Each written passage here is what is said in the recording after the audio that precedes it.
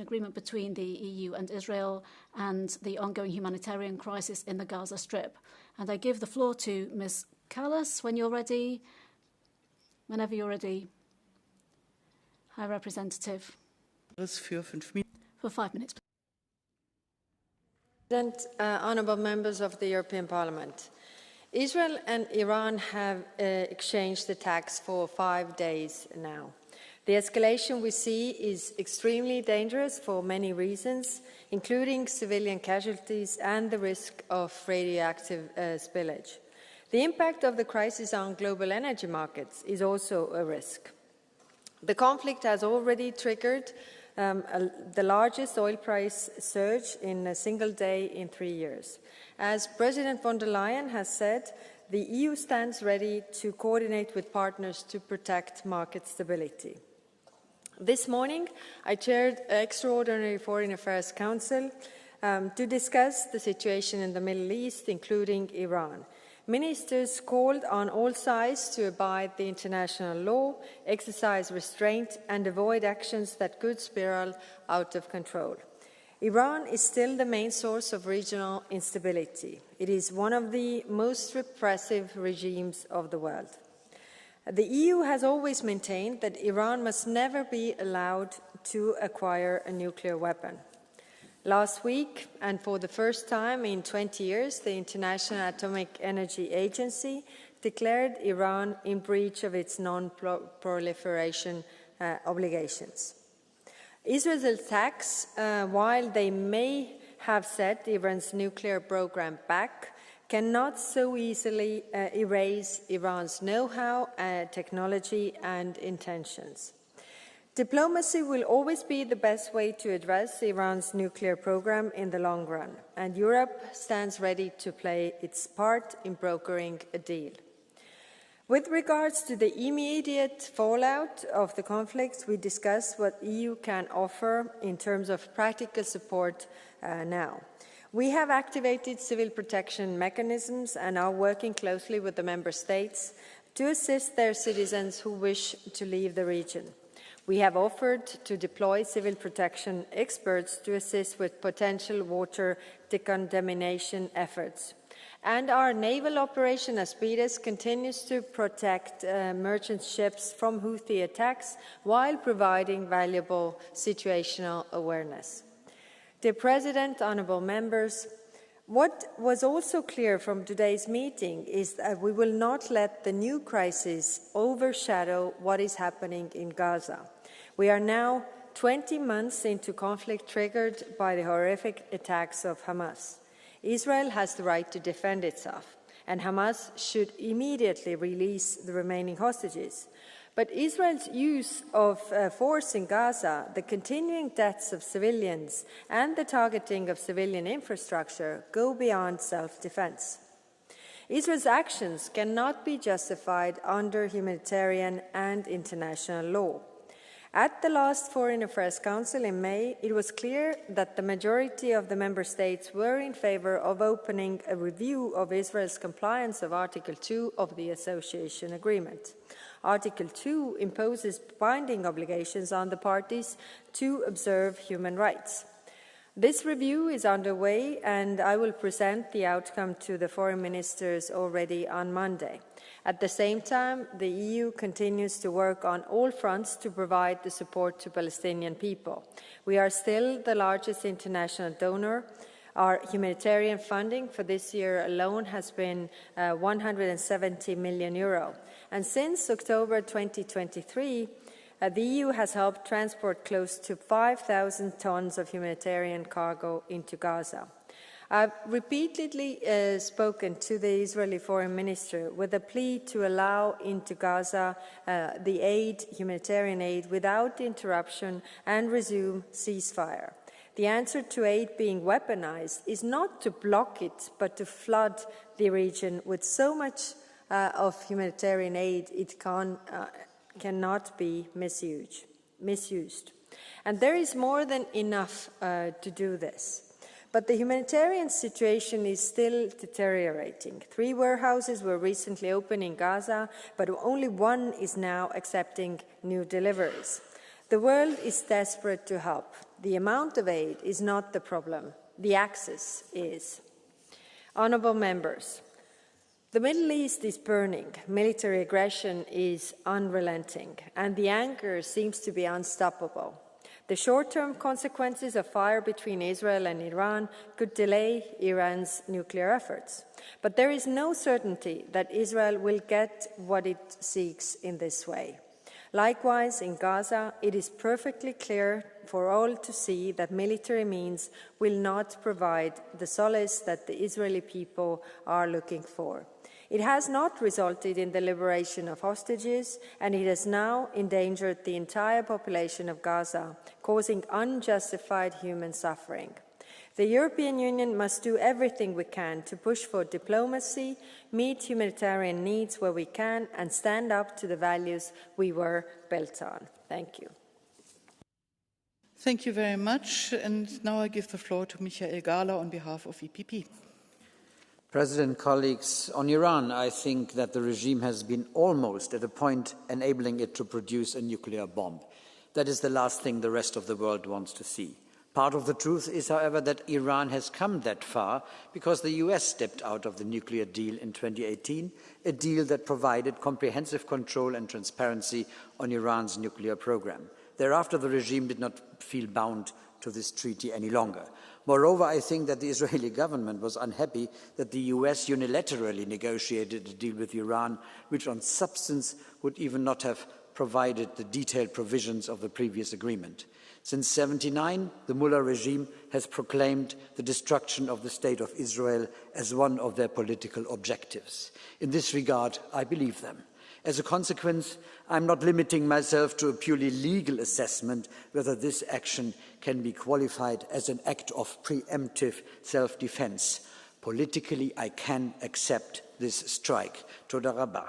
On Gaza, the right of self-defense as a consequence of the Hamas terror attack has to be applied in accordance with international humanitarian law. The population in a war zone has to be protected. Military action concentrated on combatants and to block food supplies for almost 3 months for more than 2 million people to push Hamas to release the remaining hostages is not justifiable. Moreover, to announce the creation of additional 22 settlements in the occupied West Bank is as such illegal and also not a contribution to a two-state solution that this Parliament, all Member States and the international community demand. Thank you. Very much. The next speaker is Irache García Pérez. Gracias, Presidente. Thank you, President. While I was preparing this speech this afternoon, I received an alert on my phone. At least 59 Palestinian civilians assassinated at a food distribution point. Can anyone get used to this being the kind of news that we receive on a daily basis, as we have over recent weeks? We can determine all of the food aid that we'd like to provide in the Commission, but we have thousands of lorries waiting in Rafah to be able to cross over to Gaza. A decision was made to imprison over 2 million Gazan people in a very small area, to kill people from hunger, and from time to time, food distribution points are open up to take advantage of people and to shoot them to death. This is what is happening, and this is what we need to talk about. Because in Gaza, life has been swept away. There are children's bodies under the rubble. There are bodies wrapped in sheets. There are schools which have been destroyed, mothers who are breastfeeding their children amidst the ruins. Over 55,000 civilians have died. 94% of hospitals have been destroyed. The population is living without water, medicines, food in crowded conditions. What more needs to happen for us to recognise that the Netanyahu government is systematically violating Article 2 of the Association Agreement? What is the atrocity threshold that needs to be exceeded for the Commission and Council to act with the dignity and the steadfastness that we would expect to see in Europe? A review is not enough. We need an immediate suspension of the whole of the political and trade agreement, and that is a matter of consistency with our own values. For how long will President von der Leyen continue to look the other way as a government violates international law as a matter of principle? Ms. Kallas, the EU cannot continue with this paralysis and with double standards. We must ban arms exports to Israel, freeze the assets of the leaders who support the illegal occupation, and we must cooperate with the International Criminal Court. If Netanyahu travels to Europe, then member states should comply with international law. This is not about hostility, it's about principles. It's about humanity. And it's a matter of humanity too. That means it should be clear that the people of Israel is not the same as the genocidal government of Netanyahu. Thousands of citizens are calling for the release of the hostages and for an end to the killing, but Netanyahu is continuing to hold national politics hostage. What greater betrayal can there be? What greater betrayal can there be to the people of Israel than to have given $30 million a month to Hamas since 2018? Ladies and gentlemen, recognizing a Palestinian state is not a concession. It is reaffirming that peace is based on justice. And without two states living in peace, the war will not end. Faced with the dangerous escalation between Israel and Iran, the EU cannot be limited to watching on from the sidelines. Our diplomacy should be acting urgently to put a stop to the spiral of violence. Ladies and gentlemen, we should stand by those who are fighting for peace, for freedom and justice. Let us remember the words of the Israeli writer David Grossman. Israel is worth fighting for. I also wish these things for our Palestinian friends, a life of independence, and I wish that in 70 years' time, our grandchildren and great-grandchildren, both Palestinian and Israeli, will stand here and they will sing their national anthems. And the speaker has been interrupted by the president. Please come to an end. Now the next speaker is Sebastian Ströteler. Thank you, Chair. The title of this so-called joint debate is a Christmas tree that perfectly demonstrates this Parliament's cluelessness when it comes to what's going on in the Middle East. Israel attacking nuclear facilities and military targets in Iran isn't causing instability. On the contrary, by removing the offensive and world-destructive nuclear capabilities of the repressive Islamist and terror regime of the IRGC, Israel is stabilizing the region and safeguarding the world. For you'd better believe the Ayatollahs when they chant death to Israel, death to America, and death to the West. It is their goal. It is their sole purpose. So the world should be on their knees thanking Israel for its heroic acts. Eastern European cities could easily be reached by the ballistic missiles of the IRGC. Europe should stand with Tel Aviv, the city that is now facing the enormous missile storm of North Korean technology. Europe and Ukraine should be thanking Israel. Now the drone and missile exports from Iran to Russia will likely come to a stop.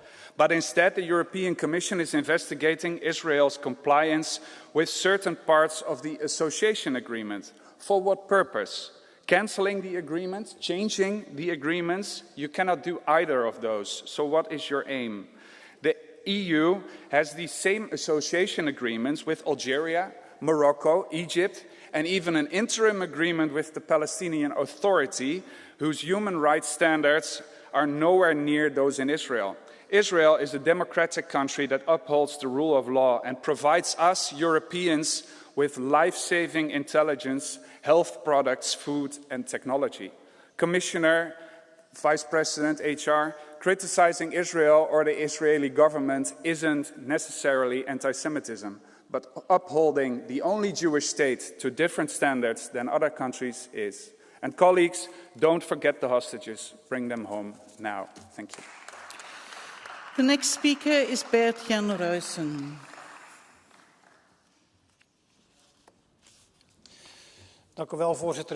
Thank you, President. Colleagues, the warning from the IAEA last week was crystal clear. Iran, who wants to wipe Israel from the map, within a few weeks could have a nuclear bomb. And that's despite all of the sanctions and diplomacy in recent years. And so, yes, we've reached the point whereby it's inevitable that Israel will launch a military precise attack, just like Israel had to react to the 7th of October massacre. It's a democratic ally who is fighting evil, and therefore deserves our support. And yet Europe seems more interested in boycotting Israel. Universities are cutting ties, the association agreement is under discussion, and the new distribution system for humanitarian aid for Gaza is not getting any support. So today I call upon you to stop these boycotts. You can point out your alliance mistakes, but you can't leave them in the lurch, and certainly not when they're in the heat of battle. Thank you. Here is Bart Groothuis.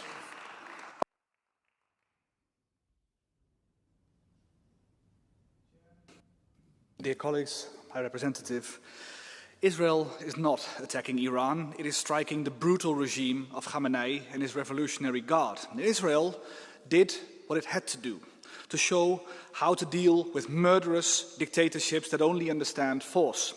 The Ayatollahs have thus far remained in power because of the support of Russia and China.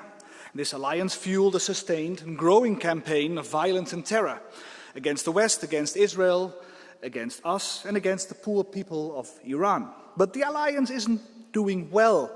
Moscow is already faltering today. After Syria, Russia is once again abandoning an ally. And the Russia-Iran part of the Russia-Iran-China axis is already beginning to collapse. And now the Iranian people are watching us, and they ask us the question here in Europe, do we have your support? Dear High Representative, Europe must seize the moment. We must reassert ourselves by reintroducing snapback sanctions immediately. Put pressure on the regime, immediately place the IRGC on the EU terror list. The alternative is far graver, allowing totalitarian regimes or radical Islamist groups to rally behind Tehran. This is a historic moment, demanding clarity and courage, and we cannot afford to appear weak or indecisive to Beijing, Moscow or Tehran. That would only embolden them. To conclude, I urge you, all colleagues, to recognize the gravity of the current situation today and tonight and stand firm with the brave Iranian people. This is not a call for escalation, on the contrary, but for principled, resolute actions to safeguard peace and secure the world. Thank you. I again please want to remind you that you have to stick to the time because we have a very long list of speakers. Hannah Neumann, please, for 1 minute and 30. In Israel, families sleep in bunkers. In Iran, people are trapped between bombs and a regime that dragged them into a war they never chose. They feel relief because IRGC was hit, because the nuclear program was set back, but they are also afraid of Israeli escalation. Where should 10 million Tehranis evacuate to in just a few hours? And this crisis didn't just start last week. It's the result of years of failure. Trump walked away from the nuclear deal. The Islamic regime advanced its program. Borrell and Mora were played again and again by Tehran. This isn't your fault, HRVP, but you are in charge now and Europe must finally lead. The window for a free Iran is wider than it has been in years. We must prevent further escalation. We must ensure that this regime never gets a nuclear bomb, and we must support all those inside Iran that are risking everything for freedom. And while the situation between Iran and Israel is complex, the one in Gaza is not. What the Israeli government is doing is brutal. It is unlawful. It does not free the hostages. It serves only the cynical agenda of a few clinging to power while children starve beneath rubble in Gaza. If the review of the EU-Israel Association Agreement is honest, it must lead to suspension. And at the same time, our support for Israeli civil society must grow because they too are under attack. We need all hands on diplomacy, all eyes on those struggling in Gaza and Israel and Iran. The region has suffered far too long under men who mistake violence for strength. Thank you very much, Frau Neumann. The next speaker is Rima Hassan.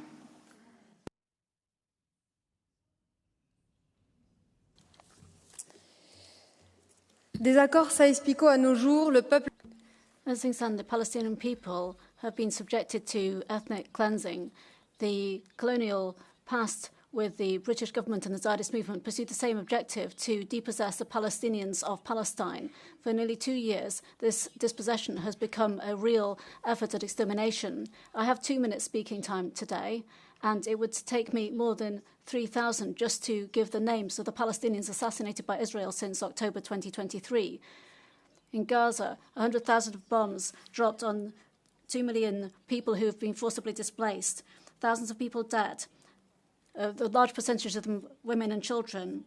So many people dead, over 200 journalists, 300 humanitarian workers assassinated, a large percentage of schools and universities razed to the ground. In the West Bank, over 1,000 deaths, 200 children. There are settlers who have been supported by the Israeli regime, over 10,000 Palestinian people who are wasting away in Israeli jails. History will remember those who rose up and those who, like you, Ms. Kallas, let things go. Since October 2024, an internal report has, however, been handed to you which concluded that there were war crimes, crimes against humanity, and acts of genocide committed by Israel. What did you do with that? And I want to repeat it today to you. What you are, what you do. And the people living to us should know a number of things. Firstly, there is a Horizon Europe programme. The EU directly funds the Israeli military industry. Secondly, countries in the European Union represent nearly half of arms exports to Israel. Thirdly, with the association agreement, which is still not suspended, the European Union remains the foremost trading partner with Israel. European citizens, millions of them, are waiting for you to shift your approach. The impunity of Israel must stop. Complicity with a colonial and criminal state should not be in our name. To protect minor interests, nothing at all can stifle the appeals for justice and dignity for the Palestinian people. And through that, those of the people with this capitalist and neo-colonial order is trampling over them. Long live free Palestine. The next speaker is Antonio Lopez Isturiz White.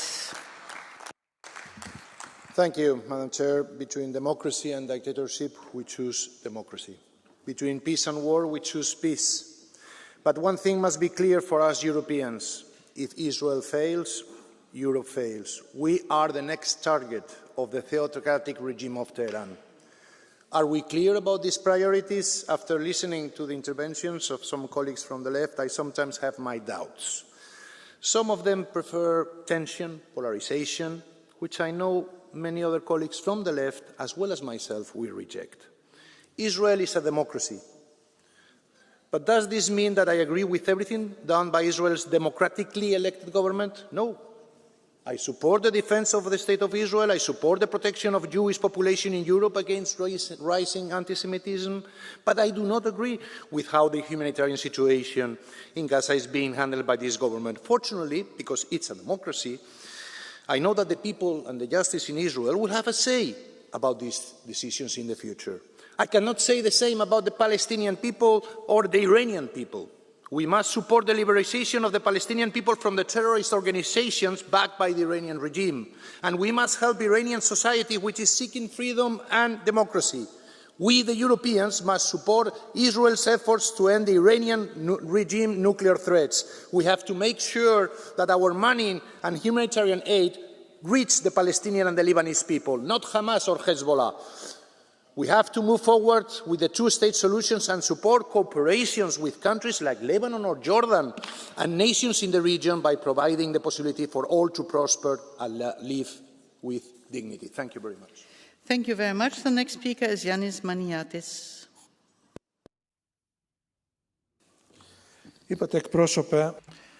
High Representative, the extension of the war to Iran with Israeli attacks is an extremely dangerous escalation in the region with possible catastrophic consequences for Europe as well.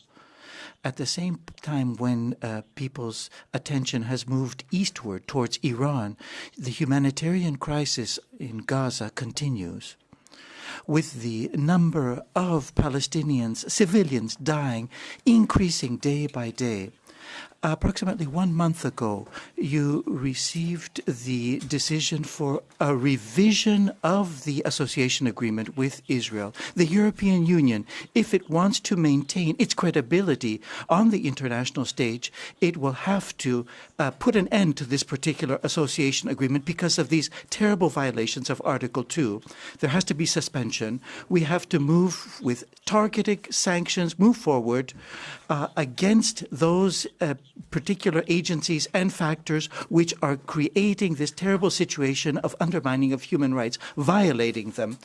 And we have to call for an immediate ceasefire in Gaza and also as concerns the Iran-Israel conflict as well. The release as well of all hostages by Hamas. Also, we need an Arab plan for the rebuilding of Gaza as well. We invite the Commission to present immediately its strategy for the Middle East, not in 2026. It has to be immediately, right now. We need, at this very moment, this extremely dangerous moment, we need a European strategy that has to be adopted immediately. There's already been too much delay, over a year's delay, actually. Thank you. Thank you, President.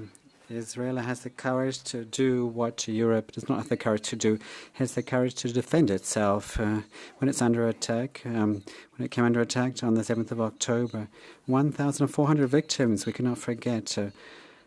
They were civilians, children, the elderly. They were in their houses or at a concert. 250 were kidnapped, including 30 children. Israel has the courage to react, to defend itself. It is under attack every day, but the European papers, the world media don't talk about this. Israel has the courage to say who is guilty and that behind Hamas's terrorism there is Iran. Has the courage to call things by their name. Has the courage to say that this terrorism is what moves Europe and those who fight when they see children. But they are the children of those terrorists who use as human shields. It is unacceptable to use one's own children as human shields or to use hospitals as centers of command for terrorism. Thank you very much. The next speaker is Mr. Bernard Guetta.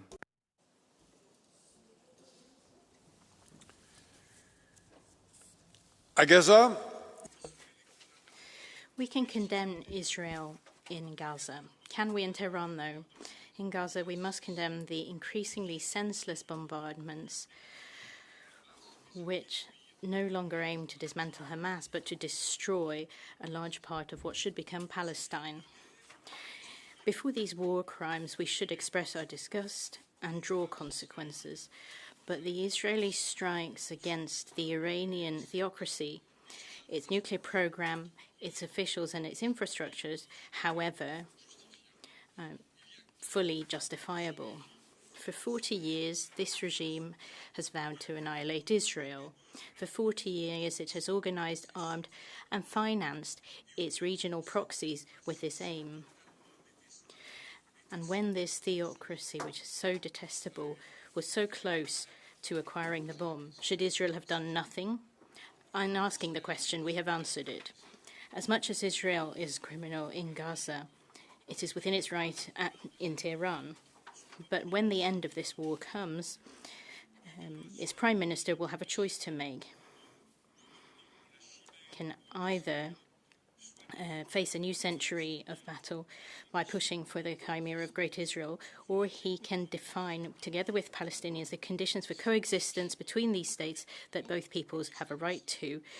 The fate of Israel will depend on this choice. Thank you. The next speaking is Munir Satori. This debate should have dealt with one issue, the association agreement between the European Union and Israel. It's not a question of words. It's a question of action, and Europe needs to action. Instead of acting, you just speak. You just reassess. So, Mrs. Kallas, what is there to reassess in the area of human rights. Forced displacement of people, which has been carried out, massacre of citizens, of civilians, of children, of women, and to destroy humanitarian personnel killed. All of this has been done. Journalists have been targeted. This has also been done. Destruction of the infrastructure done. Access to water prevented. And the use of family as a weapon of war. All of this has been done. And you, Mrs. Kallas, and the Commission should know this because you've got a report there, a secret report, talking about the violations of Israel. So what is the reason why we still continue reassessing this association agreement? I mean, what is all this based on? On what moral void? On what European sense of impunity? Without Europe, Israel would not have any financial and military funds. Mrs. Kallas, you are responsible, will be responsible for the genocide. So please act. Thank you. The next speaker is Marc Botenga. Merci, Monsieur le Président. Thank you, President. Madam Kallas. Un bébé de 2 mois. A baby of 2 months has just been killed by the Israeli bombardment in Iran. Panya Babasi was a young poet of 23 years. His younger brother, Baham, was only 16. They had a life in front of them with dreams and hopes. But Israel decided to kill them in Iran, in Tehran. They're now bombing journalists and hospitals. I call that war crimes, not targeted bombing. They're now doing what they've been doing in Gaza. And Europe, although you're still a bit ill at ease with your support for the Israeli genocide in Gaza, you now, through the German Chancellor, saying we need to do something, while Israel is killing teenagers. What is this Europe that assumes its criminality is imperialism? We must break with Israel, or we too will be condemned by international law. Thank you, colleague. The next speaker is Nicolau Alavanos.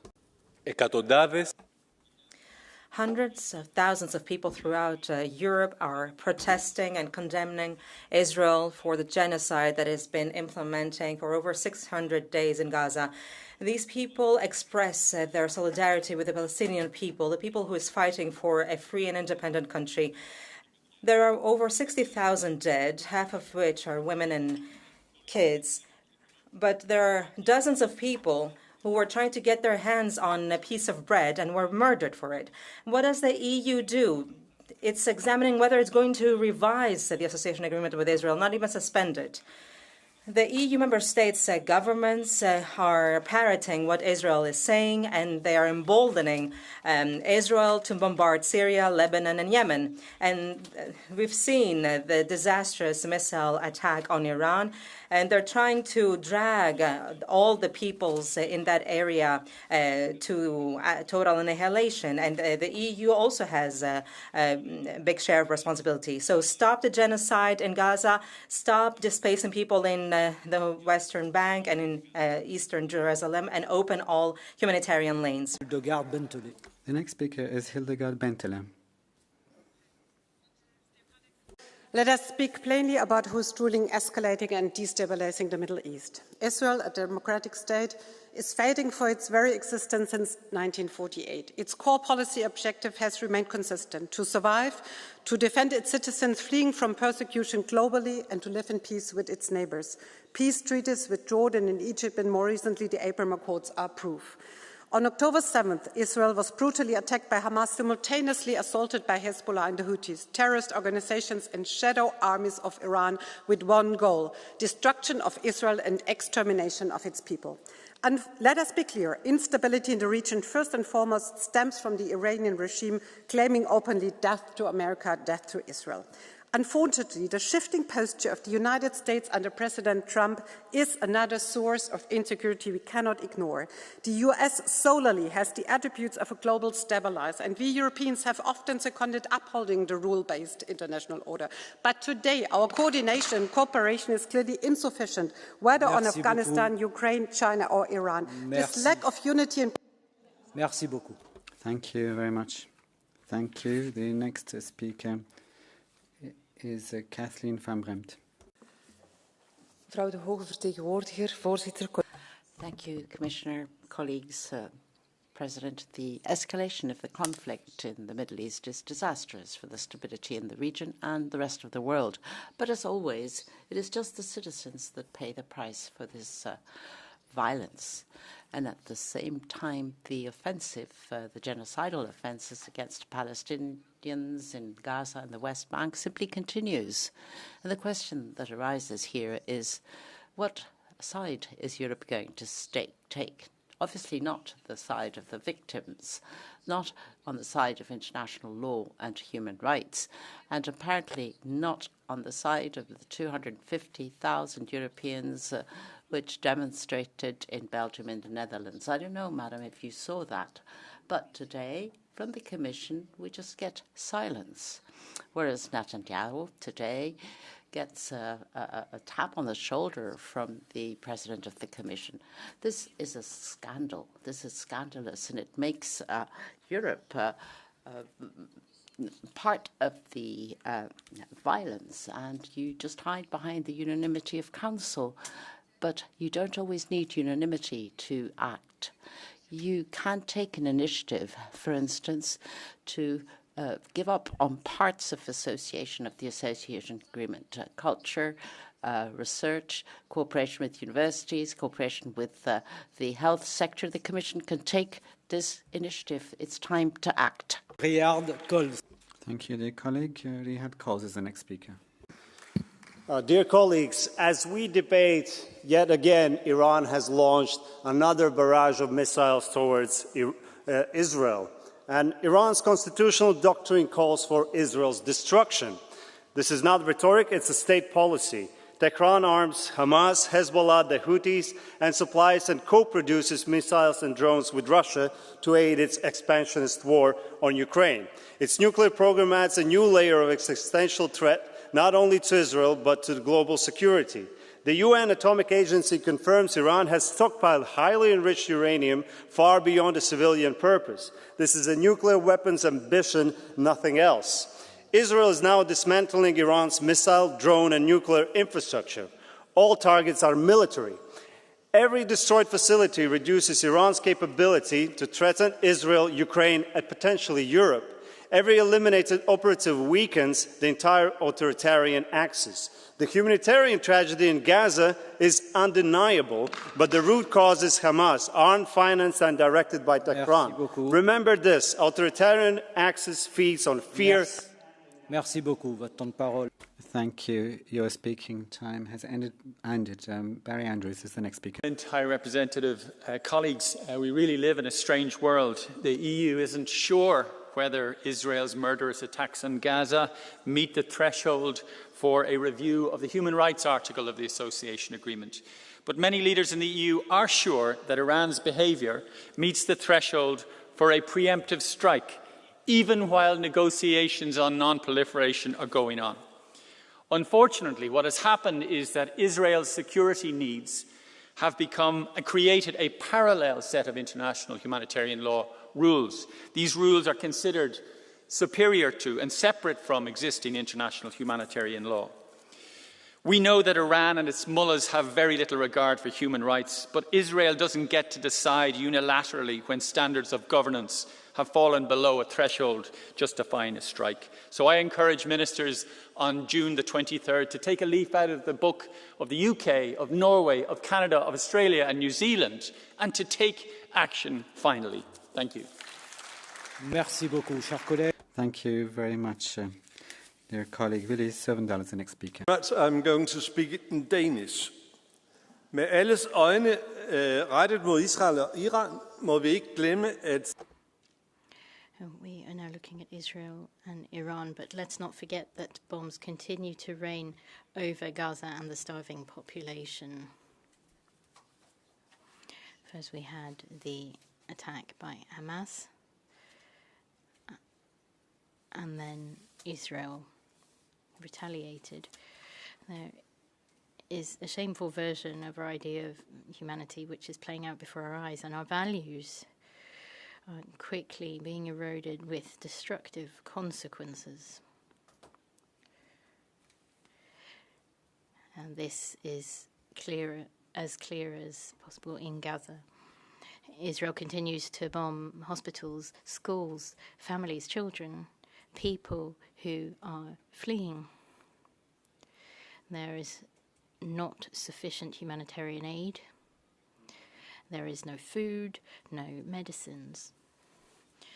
There are no foreign journalists left who can document what happens. In the West Bank, Netanyahu and his far right-wing government have recognized new settlements in 2020. The settlers are free to act at will. All there is destruction. Enough is enough. The association agreement between the EU and Israel must be suspended. Thank you. Catherine. Thank you very much, dear colleague. Kathleen Function. When future generations look back on the live-streamed genocide in Gaza, they will not look kindly on the EU institutions. They will not look kindly on the President of the European Commission, who willingly takes phone calls from war criminals. They will not look kindly on this institution, as after nearly 2 years of war crimes being broadcast onto our television screens and our phones, there has been a failure to impose even the most basic of sanctions against Israel. How much suffering must the people of Gaza endure before action is taken? How many more children must be slaughtered before the President and the Commission ensure that Netanyahu's regime is held to account? This regime is now extending their war to Iran. If the EU is serious about de-escalation and a ceasefire, it needs to send a clear message to the world that there can be no trade deals for war criminals. This is why the EU-Israel Association Agreement must be suspended with immediate effect. This institution must support the people of Palestine. Merci beaucoup. Thank you very much. Thank you. Ruth Firmenich is the next speaker. And colleagues, hold on here. Israel is conducting a war of aggression, flouting international law against Iran. Israel has nuclear weapons. It did not sign the Non-Proliferation Treaty and is not allowing any international inspections. Iran does not have any nuclear weapons. It has signed the Non-Proliferation Treaty. It allows international inspections and has negotiated with the USA over its nuclear program.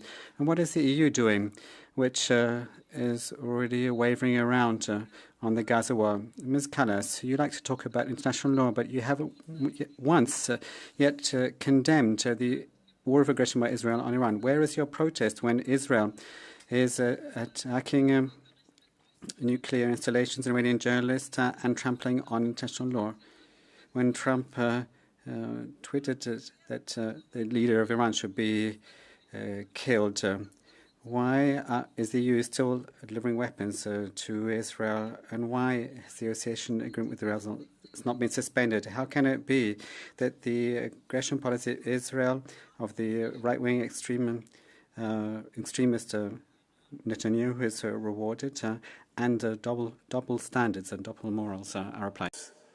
We must always have in our mind that the big danger in the Middle East stems unmistakably from the Mullah regime of Iran and its proxies, Hamas in Gaza, Hezbollah in Lebanon, and the Houthis in Yemen.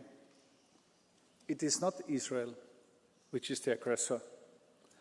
These groups, enriched, equipped and directed by the Mullah regime, present a unified front of existential threat to Israel and of destabilization of the whole region, Israel is under immense pressure. Its preemptive strikes aim to disrupt the nuclear ambition of Iran and degrade its operational capacity. This is an act of self-defense. We should respect it, and Europe should support Israel. Merci beaucoup, chers collègues. Thank you, dear colleague. Caterina Mendes now has the floor. Thank you, President. Colleagues, in a few years' time, we will all be saying that we did everything in our power to avoid the genocide playing out in Palestine. Our choices today will be revealed whether they were truthful. I would like to take a minute now to appeal to the Commission to quickly conclude the report on whether the values expressed in Article 2 are being violated. I urge you to look at Gaza and the rights of Palestinians, see and act, bearing in mind the decisions of the ICC and the indefatigable work of the Special Rapporteur of the UN for the occupied territories and the images we see on a daily basis at home. It becomes difficult to defend that we are not facing gross human rights violations. The EU cannot continue to remain silent and inactive. We must act, and we must partially or fully suspend the association agreement with Israel. I said this a few months ago, and in a few years I'll be saying the same thing. We'll all be saying that we did everything we could. History will judge us. Today is a day of action. Thank you, dear colleague. Alexander Vondra now has the floor. The debate about cutting the ties with Israel is, quite frankly, the absurd.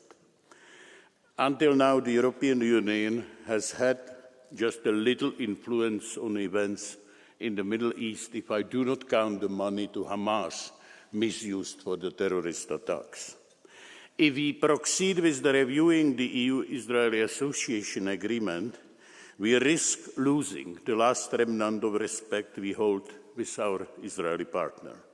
Let's not forget the real threat in the region, the nuclear Iranian ambitions. According to EAE, Tehran has stockpiled over 400 kilograms of highly enriched uranium. Is there anybody in this chamber who really believes that it's for peaceful purposes? The EU diplomatic efforts have led to nowhere. Israel acted reasonable, and the German Chancellor could not say it better today, that he's doing a dirty job on our behalf.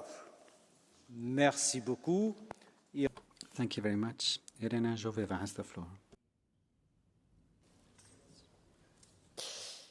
The Middle East is gripped by conflicts, genocide, suffering, injustice, driven not by ancient rivalries, but by ongoing impunity, military aggression, and systematic denial of human rights.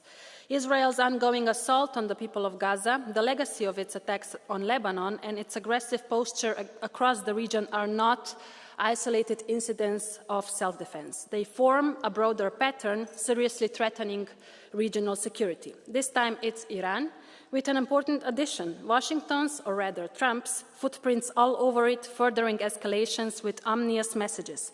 Yes, Iran is an important Russian ally, but violence is never a solution, is it? Mahatma Gandhi said it best: even when violence appears to do good, the good is only temporary. The evil it does is permanent. And while some still speak about self-defense, it is so obvious who poses the greatest threat to the stability of the region. So if the EU really wants a peaceful diplomatic solution, then it's time to finally draw the line against this aggressor too, starting with the suspension of the agreement with Israel and with respecting the ICC ruling now. Merci beaucoup. Thank you very much. Caterina Veira has the floor. The EU-Israel Association Agreement requires respect for human rights from a government that targets aid workers, doctors, and journalists, that is blocking humanitarian aid using famine as a weapon of war, that is committing apartheid in the West Bank, that is committing a genocide in Gaza. So, Commission, Council, colleagues in this House, my question to you is this: how long will you ignore them? The UN experts and special rapporteurs, the international courts, the human rights organizations, the students who are on hunger strike outside the doors of this parliament, the volunteers that try to walk or sail to Gaza with aid, the tens of thousands of people marching in the streets of Europe. For how long will they be ignored? The suspension of this agreement is long overdue. It's a legal necessity. We are Israel's largest trading partner. We have leverage. We have a responsibility. If we mean never again, we must act today. Our complicity must end today. Merci beaucoup. Thank you very much. Katerina Martins has the floor.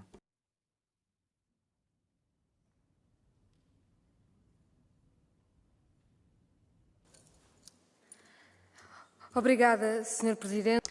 Thank you, President. Ms. Kallas, I only have 1 minute, and I think still in 1 minute I can evaluate the association agreement with Israel and decide to terminate it. Please follow along. Article 2 of the agreement says that the relationships between the parties will be based on respect for human rights. What is Israel doing? Indiscriminately massacring civilians in violation of international law, denying humanitarian aid, killing children, destroying hospitals, sentencing people to hunger is a violation of human rights. Genocide is a violation of human rights. Madam Vice President, these are the basis for suspending the association agreement, which I've given you in 1 minute. I don't think anybody, given however long, will be able to justify this agreement remaining in place, though. Israel will make the EU an accomplice of its genocide, and we too will have to answer for our crimes. Thank you very much, dear colleague. Eric Kalinak has the floor now. Thank you very much, Mr. President. I must acknowledge that I hadn't prepared anything for this contribution, and I waited to listen to what was said here, and I'm surprised.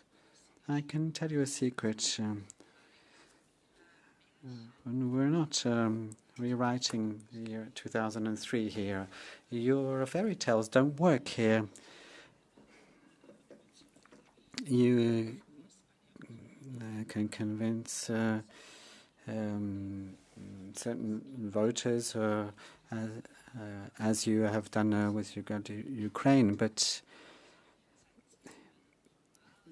you cannot hide the fact that the genocide against the people of Israel by Israel is normal, and you are trying to explain all these things to people in parallel, but youth are on social media all the time and they don't believe you anymore.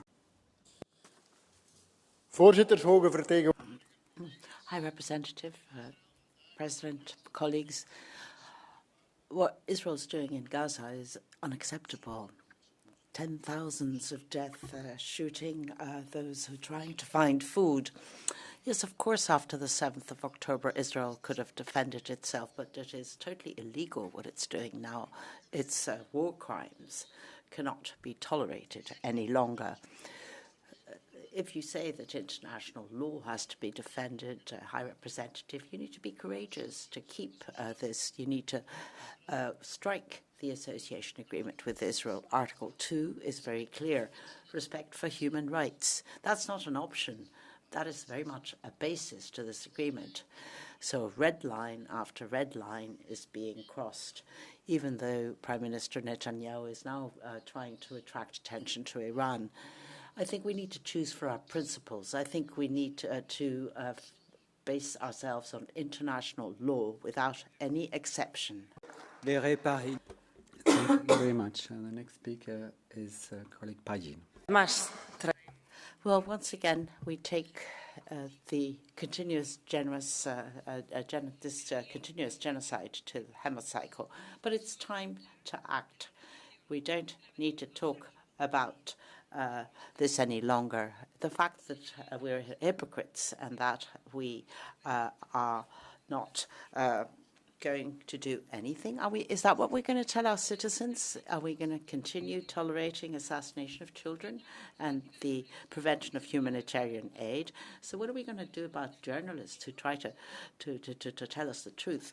We tell them that we're not going to do anything. Mrs. Kallas, you have instruments to bring pressure to bear on the Israeli government. You need to suspend the association agreement, individual sanctions. You need to prevent the sales and use of weapons. And once and for all, you need to allow humanitarian aid to enter through the United Nations. Are you going to do this? Because everything else is complicity. Thank you very much, dear colleague. Alberico Gambino has the floor.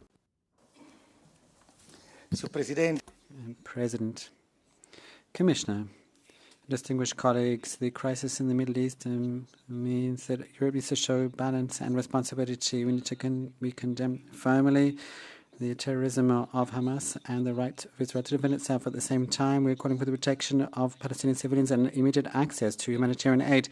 Italy doesn't support the review of the EU-Israel agreement. It would be an ideological act which would detract from the credibility of the European Union and diplomatic efforts. There's escalation with Iran, but it is negating the existence of Israel. Italy clearly says that Iran should not have nuclear weapons. This would lead to more regional conflict. Our Prime Minister said that there must be de-escalation towards peace. As Leo XIV said, the Pope, peace is built with justice, respectful dialogue and safety for everyone. Italy is ready to play its part. Thank you. Albir Asalani. Earlier today, 51 Palestinians were killed by Israeli tanks just because they were standing in line for food. They were starving. They were not armed terrorists. The Israeli-backed humanitarian fund is nothing else but a war strategy of Netanyahu. In Stockholm, in The Hague, in Brussels, hundreds of thousands of people have taken to the streets, showing a red line, marching for a ceasefire, for ending of this war on the people in Gaza, showing more leadership than many of those who are European leaders today.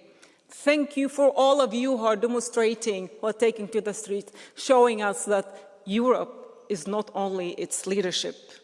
Next week, the leaders of the EU have the opportunity to actually take action. And you, Commissioner, you have the chance to be one of those who will define history. You have the chance to be one of those who will rewrite our complicity with the silence that we have. Europe should not reward war criminals and acts of war crimes with trade deals. It's time to end the association agreement with Israel. Thank you. Merci beaucoup. Thank you very much. We next have Saskia Brikmont. Des milliers de citoyens.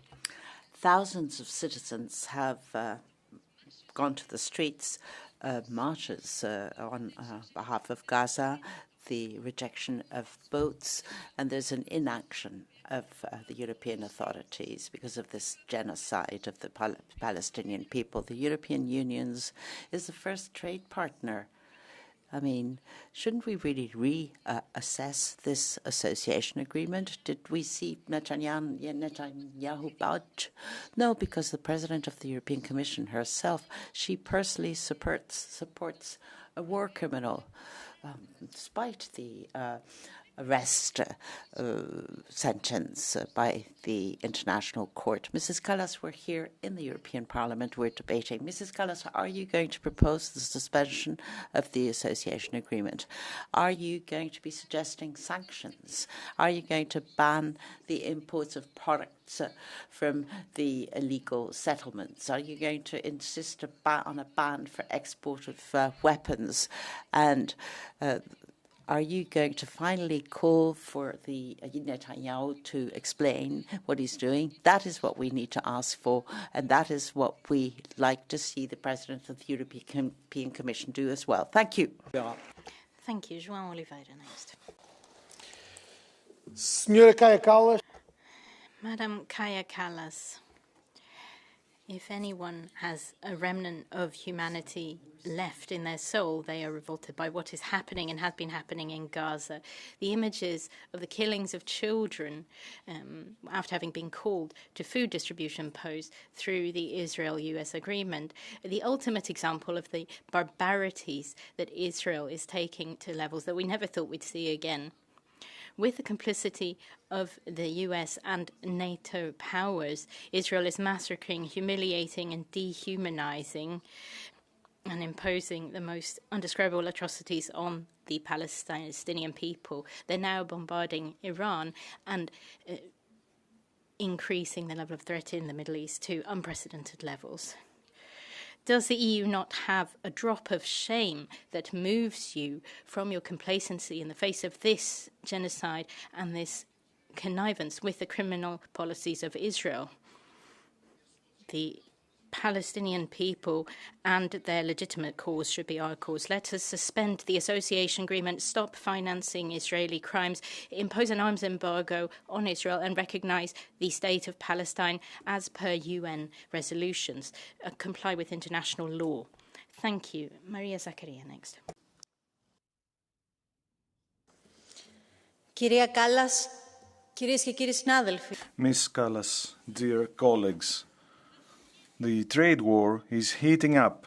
There is a plan, a trade corridor from Taiwan all the way to Europe, through the Middle East, Iran, Israel, Gaza, to get to the shore, and in that way bypass the Silk Road of China. And this is being paid for by the peoples with blood. Gaza is being bombed, children are starving to death. This is a war crime, and you are doing nothing about it. Rima Hassan was abducted in international waters, along with 11 other activists of the Freedom Flotilla. Thousands of other activists, including Greek MPs and MEPs, were stopped to march to Gaza because they wanted to get there with some humanitarian help.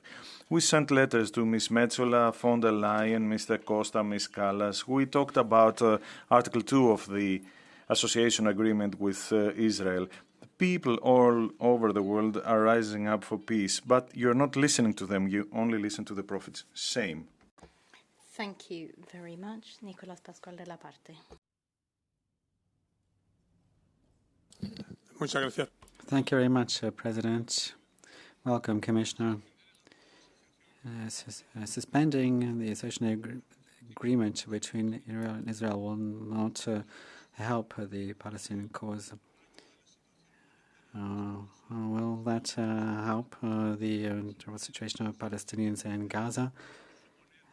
Suspending this agreement, will it facilitate negotiation between the parties? Well, if the response is negative, then what is the point of suspending the association agreement with Israel? I think the important thing is to acknowledge that this is not a privilege. It is a sign, a symbol of relations with a partner for trade, having a line of communication open and having influence over Israel, its policies and its society. Let us be realistic. We advocate keeping it as an instrument, as a line of communication, as a tool to then facilitate assistance to the Palestinians as well. Colleague, please remain here. There is a blue card request from Ana Miranda. Do you accept it? Ana Miranda, go ahead.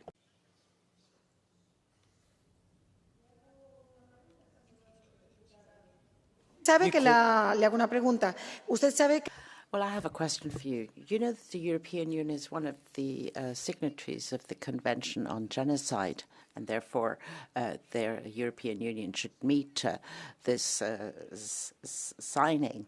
I mean, I'm surprised to see that there are not a lot of Spanish members of the EPP party here. You're the only one. I'm surprised to see that the right is not in the chamber.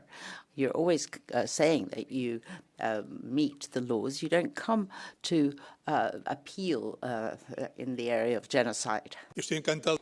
Thank you very much for your question. I'm delighted to be here When I think about the Palestinian crisis, the essential thing is how can we help in practical terms the Palestinian people, apart from rhetorical speeches, how can we actually help them in practical terms? And the best way to help them practically is to have influence with the Palestinians and with the Israelis to try and bring them to the negotiating table and avoid this pointless massacre of civilians. We can make great declarations, but that doesn't help Palestinians at all. If we're not realistic, if we're not pragmatic, and we don't bear in mind, take into account the instruments we have available to us to have influence over the government of Israel and their partners. We cannot just move away from it. Thank you for that question. And the answer next is Marta Temido.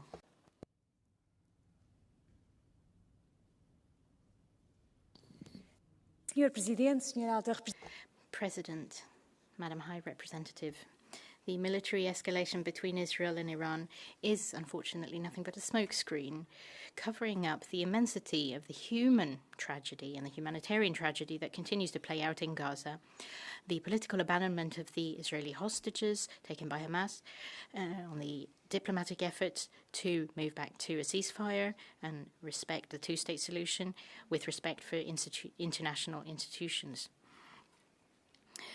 I was therefore immensely saddened to hear the words of Madam President of the Commission at the opening of the G7 summit. Israel has the right to defend itself, and Iran is the main source of regional instability. There is nothing but silence on Gaza, forced movements of people, ethnic cleansing, hunger and thirst being used as weapons of war, the destruction of health services, violation of international law with the distribution of humanitarian aid through an Israeli proxy. What else do our member states and our countries need to obtain the necessary unanimity to suspend the association agreement with Israel? Our institutions may want to avert their eyes. The speaker has been cut off. Thank you very much. Yadi Skiadi.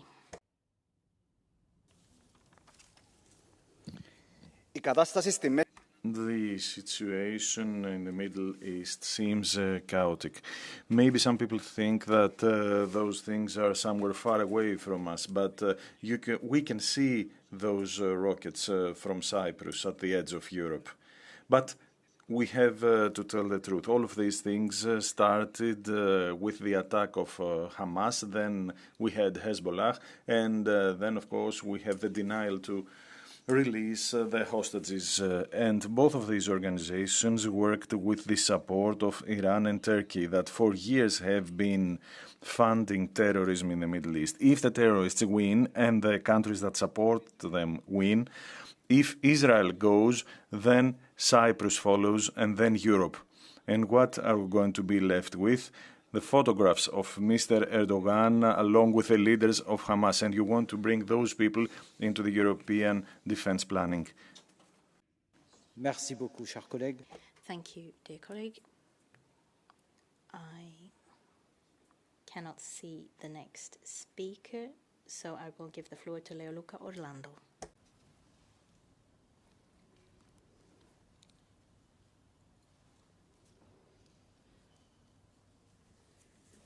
On the 23rd of June, the European Council for Foreign Affairs should finally sanction the incontestable violation of Article 2 of the Association Agreement with Israel, responsible for genocide, war crimes, ethnic cleansing and apartheid, the occupation of Palestinian territories. More than 54,000 people killed, many of them children, others mutilated, and every day thousands of Palestinians are dying because of a blockade on humanitarian aid. Ms. Kallas, how many other crimes, how many more Palestinians need to be killed or are left to die? Does there need to be... Europe needs to show its responsibility historically and suspend the agreement for applying sanctions and suspending resources, and appeal to the Israeli people who suffered the terrible tragedy of the Shoah and fascism. The Germans were asked to take a distance from Adolf Hitler, Italians from Mussolini, others from Osama bin Laden. We asked you to take a distance from Benjamin Netanyahu. Vous avez largement dépassé votre temps. You have exceeded your speaking time. Next is Luke Flanagan. Commissioner Kallas, whatever happened to the peace project known as the European Union? We are, as my colleague said, watching a live stream genocide in Gaza. And rather than taking concrete action to stop the genocide, the so-called peace project is aiding and abetting the aggressor. The EU's largest state, Germany, supplies 1/3 of the instruments of death to Israel.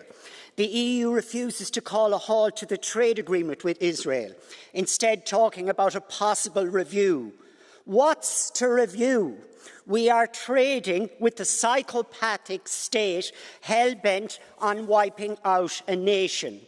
Many MEPs here had undermined UNRWA with insinuations that they were infiltrated by Hamas. You got your way with your corrosive lies. Now, in the absence of UNRWA, the people of Gaza are subject to a horror whereby if they wish to receive aid, they must run the gauntlet of being shot. You do not speak for Ireland when it comes to foreign policy. You need to end the trade deal, end all weapons sales, push for UNRWA to be given back its mandate and recognise Palestine now. Merci beaucoup. Thank you. Mrs. Kaja, this speech that I will say right now will not help any Palestinian in Gaza.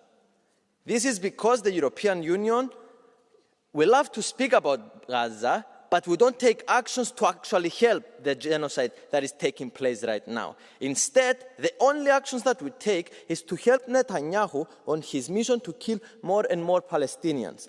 Germany is the second biggest provider of weapons for Israel, after our biggest ally, the United States. Yes, my friends, about 30% of the weapons bought by Israel come from Germany, weapons that are being used for the killing of thousands of Palestinians in Gaza. We cannot allow this any longer. The EU must stop the trade of weapons with Israel right now. Whatever we say in our speeches is useless if our actions will continue to provide the genocidal state of Israel with weapons. Please, friends, Europe, history is watching us. Merci beaucoup, chers collègues. Thank you very much. Maria Walsh next. Colleagues, High Representative, earlier this month a report from within an EU institution was published online which clearly spelled out Israel's unequivocal and brutal war crimes in Gaza. A report from inside our own European Union documented Israel's deliberate use of starvation as a weapon of warfare. This is a report that was compiled in November 2024, and since then, while thousands more innocent people have been killed, Israel has continued to enjoy the privileges of free trade from the European Union. How many times have MEPs stood in this very chamber and demanded a review of the EU-Israel agreement, pleaded for its suspension, begged for action that actually means something? Let me be very clear. The EU's current inaction does not reflect my views, nor does it reflect the views of the many of my constituents I represent or my country. We demand peace, we demand an immediate end to the killing, and we demand the EU to take serious action. Merci. Thank you. Thijs Ruijten. Thank you, President, dear High Representative, dear colleagues. I have no sympathy whatsoever for the Iranian autocratic extremist regime. Its human rights record and threats against Israel are appalling, and Iran must never acquire nuclear weapons. But Israel's recent strike on Iran was not defense against an imminent threat. This was about derailing diplomacy, about using escalation to distract from its annihilation of Palestinians and from internal problems. And these problems are big, because Israeli citizens do see that the release of the hostages, the rule of law, and upholding international law was never a priority. Now, the European Union, failing for a long time already to propose immediate suspension of the association agreement continues to constitute a failure to act under the treaties. As a guardian of the treaties, I expect you next Monday to suspend the agreement and to uphold Europe's credibility that rests on equal application of international law. No exceptions, no double standards. Thank you very much. Merci beaucoup. Thank you very much, colleague. Cynthia Nivurehu. High Representative President, I'm very worried about Israel's military attacks against Iran and about Iran's counterattacks against Israel. I'm mainly concerned for this innocent people, the civilians. This is an infringement of international humanitarian law to deliberately attack civilians or civilian infrastructure. De-escalating the conflict and restraint are necessary. If the conflict escalates, there is a serious risk that it will spread throughout the region. We must continue to cast a light on Gaza, where terrible scenes are still to be seen. The military campaign of Netanyahu and the government of Israel to have Gaza fully under their control has got out of control, and it is in breach of international law.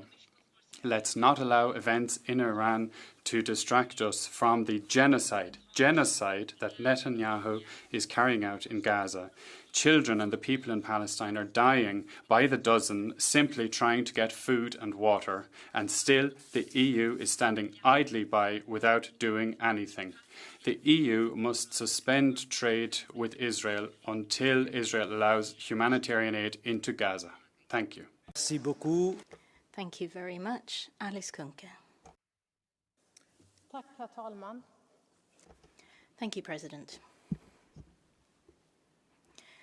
You cannot bomb your way to peace. You cannot starve your way to safety. You cannot oppress people to submission. Violence breeds violence. Hate breeds hatred. Bombs breeds people who need to flee. Parents seeing their children starve. Neighbours being forced into cellars. Or siblings buried, maimed and mutilated. This will not provide greater safety for anyone. It is always civilians who pay the price of the madness of those high on power. Our inability to do the only right thing, and the only right thing in the long term, only adds to this. The only piece of hope in all this darkness, the people around the world who, in spite of everything, refuse to be silenced, who insist in speaking out, who gather and who protest. Thank you. Merci beaucoup. Thank you very much. Danilo Della Valle. President, once again, we have to observe the inadequacy of the representative of the European Union looking on in silence as Israel commits crimes against humanity. Over 100,000 deaths are estimated in Gaza. This is the worst massacre since the end of the Second World War. And we're here talking about suspending the association agreement with Israel. What about if one of the countries considered an enemy by the West had committed a quarter of the crimes committed by Israel? Where are the aggressor and the aggressor when a country attacks a sovereign country like Iran? Where are democracy and humanity when the Zionist occupying army uses hunger as a weapon of war? Suspending rather than reviewing the association agreement would be the actual step to save the dignity of the Parliament and to avoid double standards. Thank you very much. Next is David Kaja. President. Thank you, Mr. President. Yes, the attack of the 7th of October was atrocious. And yes, we reiterate that the Israeli hostages must be released immediately. However, right now we have a worse situation in Gaza. We are witnessing the killing of innocent people, children, women and men, who are either starving to death or who are being killed while they are waiting for food to be distributed to them. The cruelty and suffering that we are allowing to continue right now is going to be a permanent stain on the international conscience. Enough is enough. And I think that Europe needs to do its part to stop this genocide. Yes, we need to immediately suspend the association agreement. We must recognize Palestine. We must impose sanctions on the politicians who are responsible for the rampant war crimes. And we must ensure that those responsible pay for their actions before the... Thank you very much. Okay, you are taking the floor apparently before... Oh, we've got Chloé Ridel. You have 1 minute. Chers collègues, nous débattons enfin. Honourable colleagues, we're finally talking about the suspension of the agreement, which needs to respect human rights. I really don't understand what we need to talk about, because the violation of all human rights is pretty clear on the part of Israel. Madam, since October 2024, on your desk, you have a report on the war crimes and the crimes against humanity. And no revision of this agreement has been asked for. 16,000 children have been killed. Gaza, we're faced with a genocide, and we're still asking ourselves whether the human rights clause is respected. The International Court of Justice has already spoken about this in April 2024. European inaction is dictated by the right and the extreme right.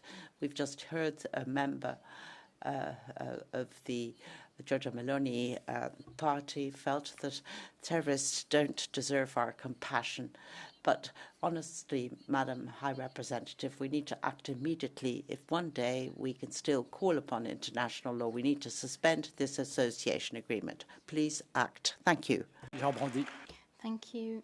Mr. Gerbrandy, you now have the floor. High Commissioner, the people of Gaza are on the brink of starvation. Families are fleeing continuously to safe zones where they know they will not be safe. Starving families, desperate for food, are camping out near distribution points, hoping to get a food parcel. But instead of getting aid, they are facing gunfire from Israeli forces. The EU must finally recognize this situation and, in the very least, suspend the association agreement we have with Israel. Netanyahu has very effectively shifted the world's attention away from Gaza to Iran. Please do not fall into this trap. Please do not let Mr. Netanyahu dictate the terms of our debate. The public opinion in Europe is shifting, and this is the moment for Council to step up and support, in more than just words, the people of Gaza. Please take action against these horrific, dehumanizing crimes. And let us remember, colleagues, the words expressed by King Abdullah this morning.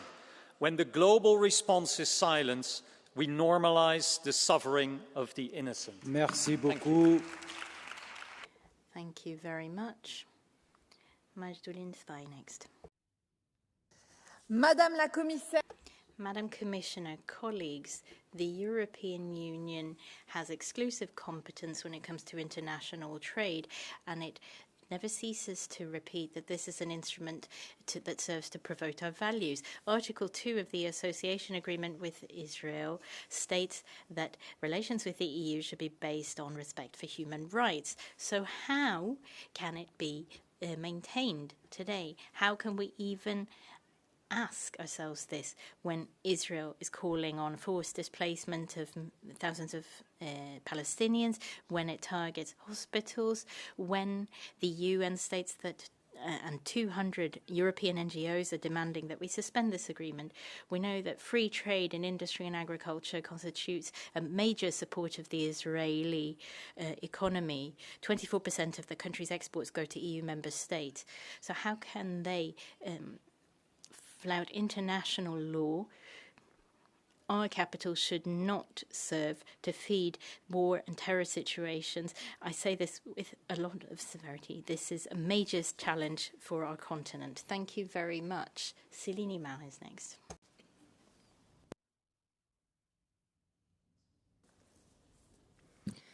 Madame la Haute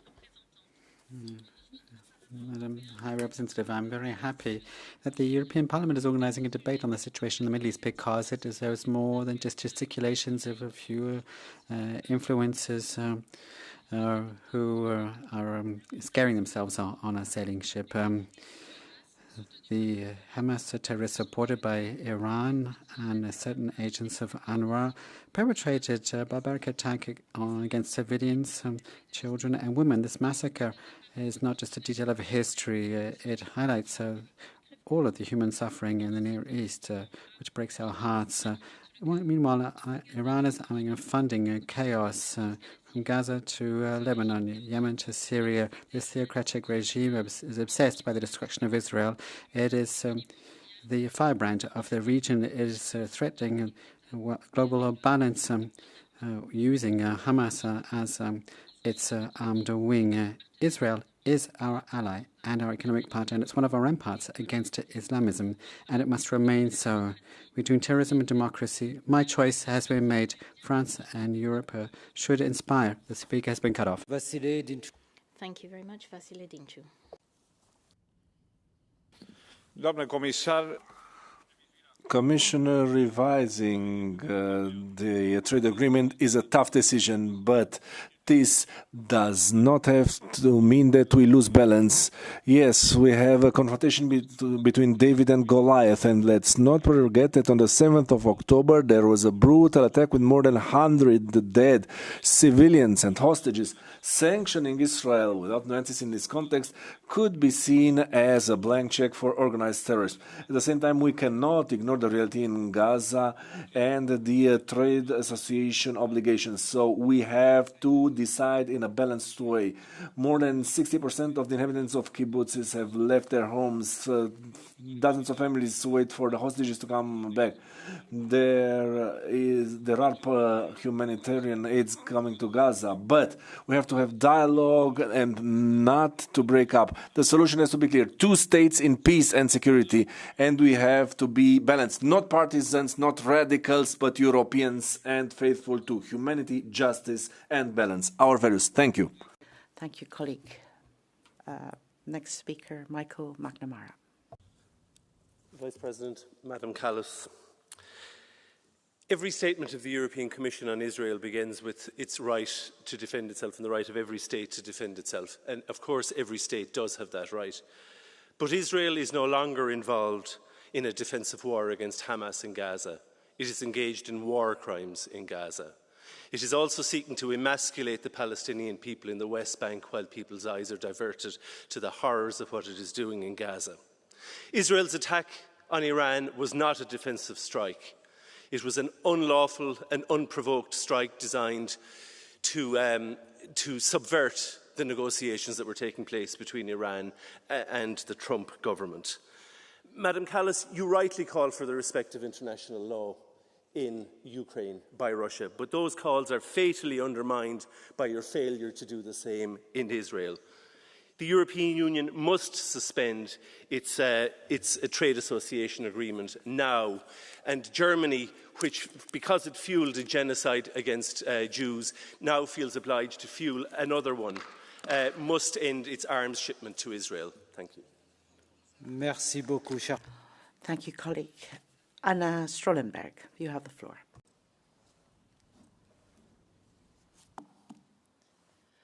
More bombs, more dead, more children starving, burned and buried. The suffering we once called unbelievable is now streamed live into our phones, into our minds. And while the war in Iran gets headlines, peace in Gaza remains as far as ever. How can we pressure the Israeli government if we give them preferential access to our market? How can we condemn their attacks on Palestinians while we provide them the weapons? How is it possible that Netanyahu is still not facing any consequences, although every investigation after investigation shows that we are watching to unfold a genocide? Last Sunday, I marched for peace. I joined hundreds of thousands of people demanding an end to the suffering. Europeans are calling for peace, but Europe can only be heard if we speak with one voice. We must end the association agreement. We must enforce a weapon embargo, and we need to sanction those accused of war crimes. Merci beaucoup, chers collègues. Thank you so much. Michael Scherba. Mr. Vice Chairman, Madam Vice President, the escalating situation between Israel and Iran is a serious threat that demands quick action. We must pursue a clear and firm path towards a negotiated resolution to this conflict. The EU and its member states must stand united in their message. Iran must not be allowed to acquire nuclear weapons, and Israel has a right to protect the citizens. The EU has a crucial role to play in mediating this crisis, and we should actively offer our support. Collaboration with the US is essential. It's imperative that all parties abide by international law. A lasting solution must be grounded in legal principles, and the EU has a critical responsibility to uphold an international order based on legitimate claims and just solutions. We cannot lose sight of a dire situation in Gaza and West Bank. We demand that humanitarian aid can flow freely. Terrorists must release all hostages.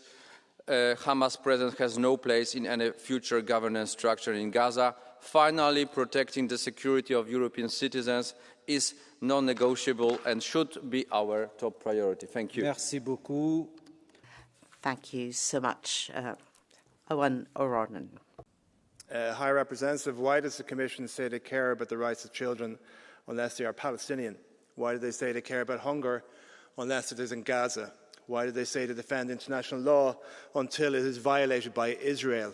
High Representative, Europeans have had enough of this hypocrisy. Europe's leaders only offer silence and shame. Instead of condemnation, Ursula von der Leyen picked up the phone to Netanyahu over the weekend. You visited Israel in March, when the death toll was already 50,000. And now we hear that Israeli representatives are to be welcomed to Brussels next week for the EU Southern Neighbourhood Ministerial Meeting. This should be unconscionable. And let me tell you, High Representative, citizens will be there to protest. And people often ask us, do we feel this way because we are Irish? It's not because we are Irish, it is because we are human, with eyes, with spines, with hearts. We ask you to open your eyes, to grow a spine, to grow a heart, and to end the association agreement and to sanction Israel now. Merci beaucoup, chers collègues. Thank you, colleague. Evan Intier. The war between Israel and Iran is unfolding before our eyes, with civilians in both sides bearing the devastating consequences, not Khomeini nor Netanyahu. We must stand firmly against war, against oppression, terrorism and violation of international law. We must oppose the use of weapons of mass destruction, genocide and occupation. No person or entity, be it Netanyahu, Khomeini or Hamas, stands above international law. The actions by Israel in Gaza is claimed to be self-defense. There is no self-defense in killing over 50, 60,000 civilians, many more injured and on the brink of starvation. These actions violate international law. Those who fail to see that Israel is breaching Article 2 of the EU-Israeli Association Agreement are either blind or complicit. It is time to suspend this agreement.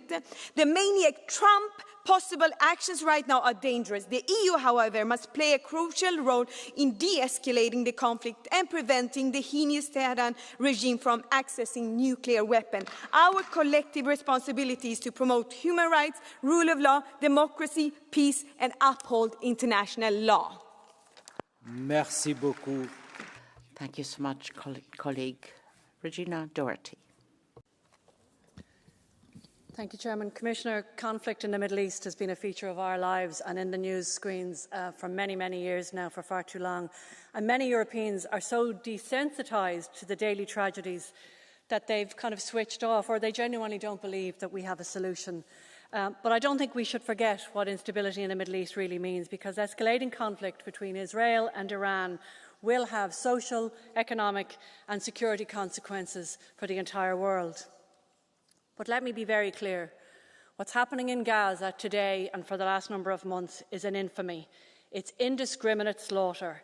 And what is horrifying is the notion that it's a tactic for political survival by the President of Israel or a game by the President of the United States.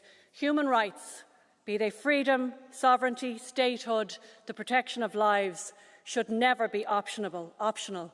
But right now in Gaza, they don't even exist. With every passing hour, children in Gaza are starving to death, communities are being wiped out and lives are being brutally ended.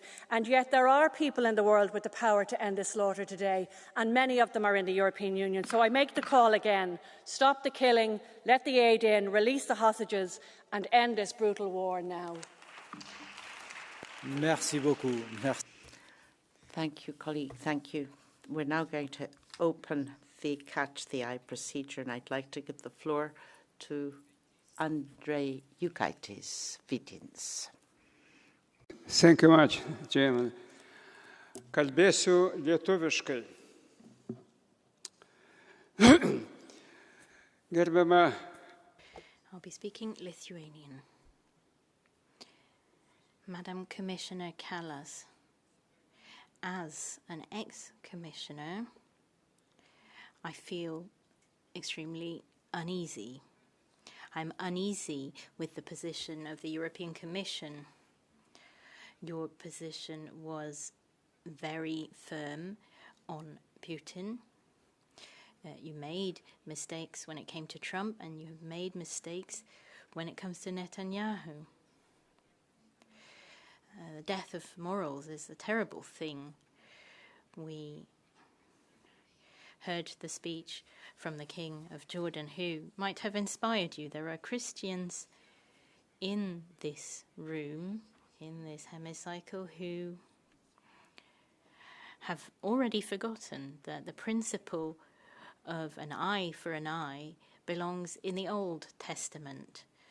We need to change the situation. We must sanction Netanyahu and his team. Thank you so much. Sebastian Zinkelmann, you have the floor.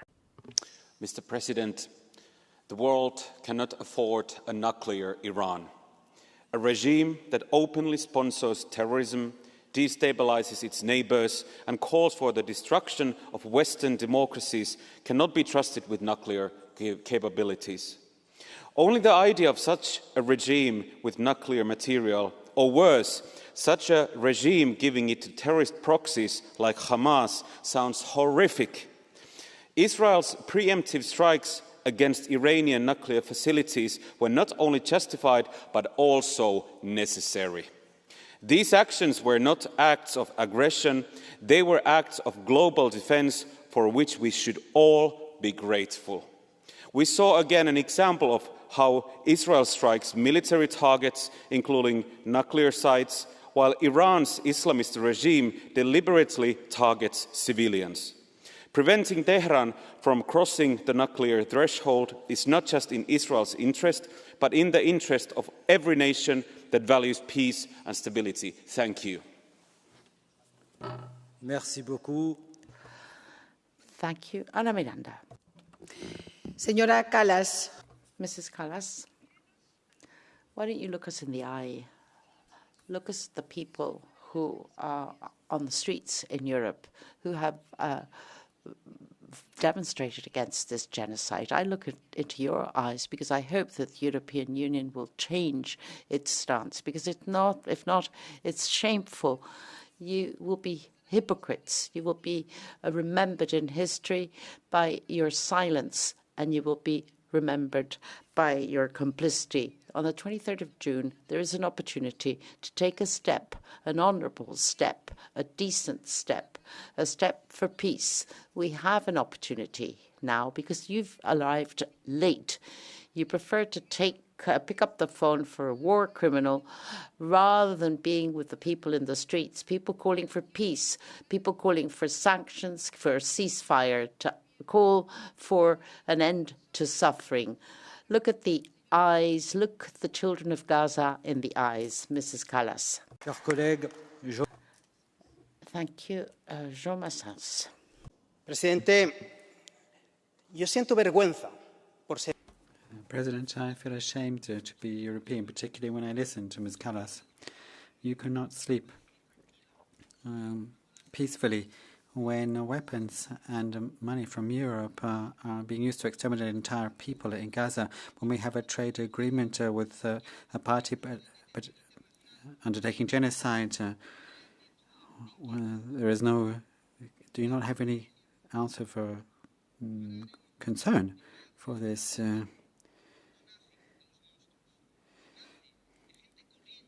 We're seeing this normal people living with a horror as if it was something normal. And we're talking about, you're talking about business, numbers, alliances.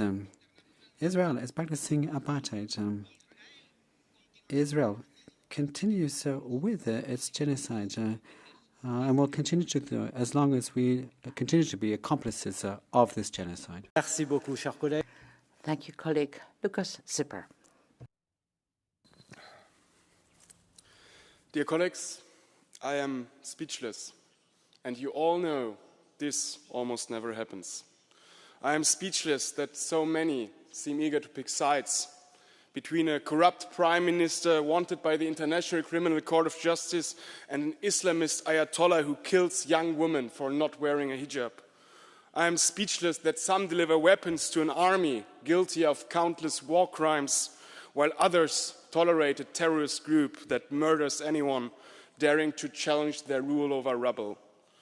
I am speechless that faced with this unbearable human tragedy, the leaders of the world have nothing more to offer than the same tired talking points I heard as a teenager.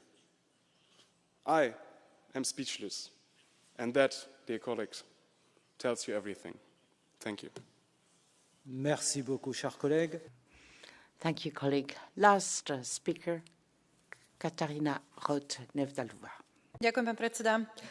Kolegovia, tento útok, ktorý spôsobil Izrael na Irán a takisto... Thank you, President. With regard to the attacks by Iran and all of the activity of Iran in the Near East, this is something we must condemn. I thank all those colleagues who are speaking out against this. But how can you consider attacks on nuclear installations as good, or attacks against the Iranian people? How can you maintain that it is a right that civilians are dying and that they were killed because it is correct? What must Iran do in Gaza? Tens of thousands of people have died, thousands more waiting for help. Why can the European Commission not say that we refuse this? And what I'm interested in is sanctions. What sanctions do you want at the summit and the meeting of foreign ministers? Thank you very much, Madam High Representative. We had high expectations for your presence here, so we'll be very interested to hear the response to this debate. Do you think that it's not painful for me to see the suffering of Palestinian people? Really? Do you really think that it's true? That is why I'm talking almost every day to the Minister of Israel, that the humanitarian aid would get in, that the human suffering will stop, and that they would not weaponize humanitarian aid, because the suffering of people is happening. And I'm asking all the time, have we done enough to stop this? And clearly we haven't, because this is still going on. And I have equally the same frustration as you do. What I don't agree is that we have been silent. We have not been silent. The EU has never been silent in the face of the war and this tragedy. We have consistently passed very strong messages, and I can assure you that I will continue to do this also in the future. I've had exactly the same positions on the humanitarian law and international law regarding Gaza, regarding Ukraine. I also addressed these issues in my speech today. You were not in the plenary, but I addressed this. I have exactly the same positions. So this is equally frustrating for us. The decision to carry out the review of Israel's compliance with the human rights obligations sends a clear message to Israel that the EU's commitment to human rights and international law are not just words. Now, to the association agreement. As I said, the review is being conducted, and then, of course, it's the question, what do we do about this? Of course, I mean, listening to you, in the Council, we have the anonymity. We have to have 27 countries on board. And that's why we know, you know here, listening to different speeches, that you have very different views in different member states. And yes, there are some measures that are QMV, but that needs to be proposed by the college. And especially, I would say to the former college member. I mean, you were a member of the college, and you know that in college you also have anonymity. So this has been going on for quite some time when you were also a member of the college. So also the question, why didn't you do anything if it is so easy? But it is not easy. That is the problem. So we, of course, on the suspension of the agreement, would it stop the killing if we don't have the agreement? You know the answer to this question. It will not stop the killing, but it will close the channels to talk to Israel and press on the humanitarian aid reaching the people. And of course, I can propose measures that I know that will not go through, not in college, not in council. So I would certainly feel much better saying that I've done enough because I proposed this, but I know it will not go through. And I'm sure you expressing your anger at me here, you also feel better that you have done something, but it's not enough. And that is the frustration, equal frustration that I have, that you have too. So I'm trying to do my job, but I'm not, we are not European Union where one person makes decisions. We are not an institution like this. We have 27 in the college, and we have also in the Commission 27 that need to be on board. So that is the situation right now. I mean, we are trying to do everything to really help the Palestinian people. We are the biggest donor of help and humanitarian aid. The issue is the access, and that's why we are raising this issue all the time with our Israeli counterparts to let the humanitarian aid in to help the people, because the amount is not the problem, the access is. So we are trying to do our best, and of course we need also all of your support to do that, but it's very hard, as you can hear also here in the plenary. There are very different views from different political groups, but also from different countries, and this is equally represented in the college and in the council. Thank you. Merci, Madame Thank you so much, Madam Vice President, High Representative. This debate now is closed. And now we have a statement by the Vice President of the Commission, High Representative of the Union for Foreign Affairs and Security Policy, on the assassination attempt on Senator Miguel Uribe and the threat to the democratic process and peace in Colombia. Again, Madam Vice President, can I